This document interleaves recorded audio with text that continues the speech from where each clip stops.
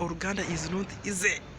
Me, I have my girlfriend who is a Muganda, but when we are communicating, we normally use English. So when she was on WhatsApp, tukuganira ku WhatsApp, she said, my boyfriend, I want you to surprise me. Then was how do you want me to surprise me? So she told me that, you know what, baby, ati njagara ungurire akabikomera.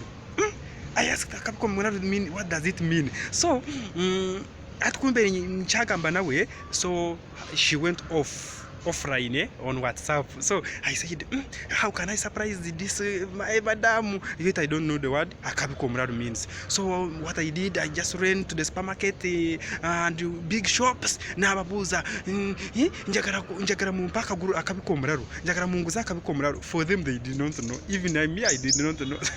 So but I want to surprise her, remember. So what I have come here to do, I have come here njagara munyambe mumburi akabikomrado kitegezachi. So when I get to know that, I go and buy it, I go and surprise my girlfriend, because my girlfriend needs so much to be surprised. Even now, maybe ntebitarumuna magezi abagara surprising. So njagara surprising mugurire kana kanta kabikomuraru ankubade sinabakategera naye bumnaba mukangambi amazima katanange nakagura ngene surprising naye wari akigeme njaburo ntuma amazima garahanga ntabantu basuru surprising. But I don't know what does akabikomuraru mean. If you are there and you know the meaning of akabikomuraru, please tell me so that I can surprise my girlfriend.